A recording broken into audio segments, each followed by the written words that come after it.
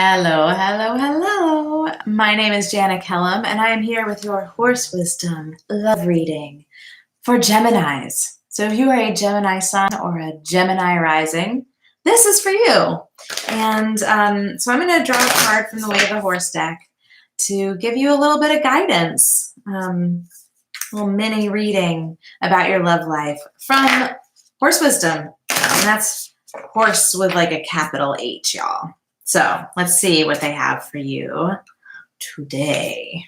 Okay, so this is this card is it's called Rivalry, and really the whole thing like within this card is it's about relationship dynamics and the way that we interact with others and how that can change depending on what's going on in the moment, and the way that can kind of,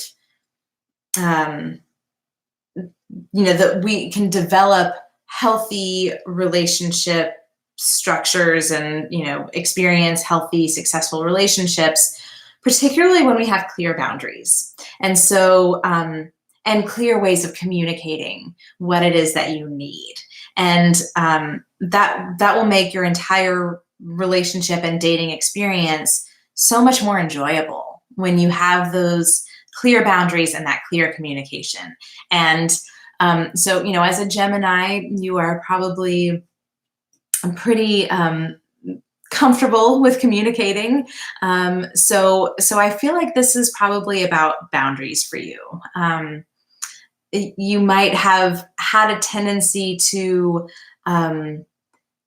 experience relationships in a sort of almost like a competition, and to not really be able to tell when someone else is setting a clear boundary with you, and so that's part of the boundary lesson in this card. It's like you have to be able to not only set your own clear boundaries, so like this is what I'm okay with and this is what I'm not okay with, and so you set them and then you enforce those boundaries, but you also have to be able to simultaneously be aware, be conscious of when other people are setting a boundary with you.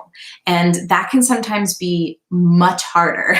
So very often, we think that well, I have not really great boundaries myself, but like I am totally aware of other people's boundaries. That's often not the case. So I think that there's some really strong guidance from the horses about being even a little bit extra tuned into, okay, so when this person says this thing or does this thing, is that them setting a boundary? Are they setting a boundary right now? Because there may be things that someone is doing in a really subtle, kind of quiet way that you haven't noticed because, you maybe you've known this person for a really long time. And so you assume that what their boundaries are, what their expectations are, and that kind of thing. But I think that boundaries are a really good thing to check in on regularly. Like, how are you feeling? Is this okay with you? Just in the same way that that you have to kind of consistently get consent in sexual situations, no matter what, you always need to be checking in. Like, is this okay? Is this still okay? Are you still cool with this? Are we, is this all still good? And so making sure that you are being conscious of where someone else's boundaries are and respecting that, and knowing that you're being respectful of their boundaries will also strengthen your own and make it so that you have that safe container for your relationship to flourish.